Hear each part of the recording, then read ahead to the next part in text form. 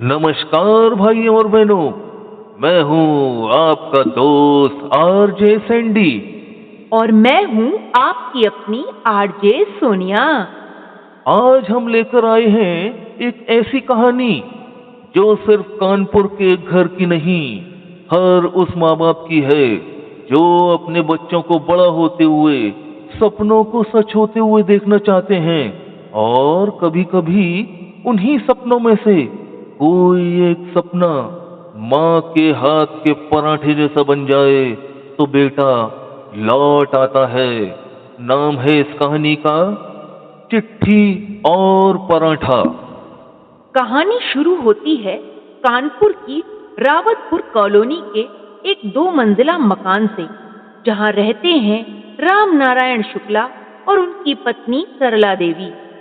छत पर रखी पुरानी कुर्सी, आंगन में तुलसी का पौधा और दीवार पर टंगी एक तस्वीर, मोहित की तस्वीर, आईआईटी का गोल्ड मेडल, अब उसी तस्वीर के नीचे की अलमारी में रखा है।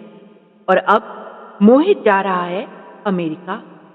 रामनारायण जी चुपचाप बरामदे में चाय लेकर बैठ जाते हैं और सरला से कहते हैं, अब तो घर में बस सन्नाटा रह जाएगा सरला।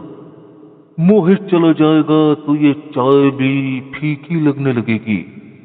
सरला देवी सुबह सुबह आटा गूंथती हैं, पराठों में थोड़ी सी अजवाइन डालती हैं और बड़बड़ाती हैं, बस भगवान से यही दुआ है मेरा मोहित खुश रहे, मेरा पराठा उसे याद आए, चाहे अमेरिका में रहे या चांद पर चला जाए। जब मोहित छोटा था, हर रविवार माँ के हाथ के गर्मा गर्म आलू के पराठे खाता और हर बार कहता, माँ नासा वालों को ये पराठा खिला दो, वो रॉकेट छोड़ना भूल जाएंगे। अमेरिका जाने से एक हफ्ता पहले मोहित माँ से कहता है, माँ मैं जा तो रहा हूं लेकिन तुझे मिस करूंगा। वहां सब कुछ मिलेगा लेकिन तेरे हाथ का पराठा नहीं मिलेगा। फिर एक दिन अमेरिका जाने से कुछ दिन पहले मोहित घूमने के लिए अपने पुश्तैनी शहर बनारस चला जाता है। वही हवेली जहां बचपन की कुछ यादें अब भी दीवारों में सांस ले रही हैं। और वहां मिलता है हवेली का बूढ़ा चौकीदार भोला। भोला कहता है, बाबूजी, जब आप पहली बार पढ़ाई करने के लिए आईआईटी कानपुर गए थे, तब आपकी मम्मी यहाँ आई थी और ये चिट्ठी मेरे पास छोड़ गई थी और कहा था जब मोहित आए तब देना। चिट्ठी में लिखा था, मोहित, जब दुनिया में बहुत आगे बढ़ जाओ तो एक बार पीछे मुड़कर जरूर देख लेना।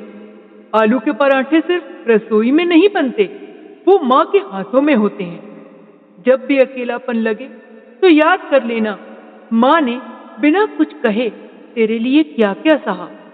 नौकरी के लिए देश छोड़ना समझ आता है, पर प्यार के लिए लौटाना वो असली समझदारी है। तुम्हारी माँ। मोहित ने वो चिट्ठी पढ़ी और पहली बार इंजीनियर नहीं, सिर्फ बेटा बन गया। बनारस के घाट पर वह रात भर बैठा रहा और सुबह एक फैसला लेकर लौट आया। 3 दिन बाद मोहित घर लौटा। माँ रसोई में थी, पिताजी चश्मा साफ कर रहे थे। दरवाजा खुला और मोहित खड़ा था। वह कहता है, माँ मैंने तय कर लिया है, मैं अमेरिका जाकर ही रहूंगा। दुनिया की कोई ताकत मुझे नहीं रोक सकती। किंतु हाँ, 3 साल के लिए नहीं, सिर्फ 3 महीने की ट्रेनिंग के लिए। उसके बाद अपने घर से ही वर्क फ्रॉम होम करूंगा। सुनकर सरला कांपती आवाज में बोलती है, और बेटा, तू तो बहुत खुश था वहां जाने को। मोहित धीमे से मुस्कुराते हुए बोला, खुश था मां, पर सुकून नहीं था। वहां सब मिलेगा पर तेरे हाथ के पराठे नहीं, और वो चिट्ठी भी नहीं। अब मोहित हर सुबह माँ के साथ नाश्ता करता है, पिता के साथ अखबार पढ़ता है और साथ में वर्चुअल मीटिंग्स करता है। अमेरिकन कंपनी की नौकरी अब कानपुर के छोटे कमरे से चलती है, जहां इंटरनेट कमजोर हो सकता है पर रिश्तों का नेटवर्क पूरा है।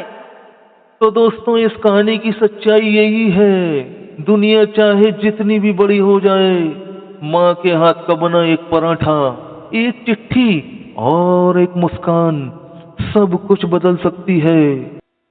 तो साथियों, अगर आपकी माँ आज आपके लिए पराठे बना रही हैं, तो एक बार उनका हाथ थाम लीजिए, क्योंकि एक दिन यही हाथ आपकी सबसे बड़ी दौलत होंगे। माँ के हाथ की खुशबू सिर्फ खाने में नहीं होती, उसमें संस्कार होते हैं, और संस्कार कभी अमेरिका नहीं जाते, वो यहीं रहते हैं, दिल के बेहद करीब। मिलते हैं दोस्तों अगले हफ्ते एक और कहानी के साथ। तब तक अपने माँ बाप को समय दीजिए, क्योंकि वो समय का इंतजार नहीं करते, वो सिर्फ आपका इंतजार करते हैं। तो दोस्तों ये कहानी यहीं खत्म होती है। निश्चित रूप से आपने हमारे इस नए एक्सपेरिमेंट का आनंद उठाया होगा।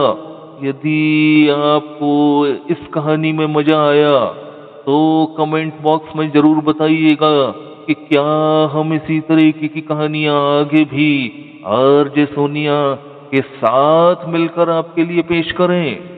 तो बहनों और भाइयों, आज की इस प्रस्तुति में यही सब कुछ था। मिलते हैं आपसे अगली कहानी में। तब तक के लिए मुझे यानी आरजे सैंडी को गुड बाय बोलिए और गुड बाय बोलिए आरजे सोनिया को थैंक यू, धन्यवाद, जय हिंद।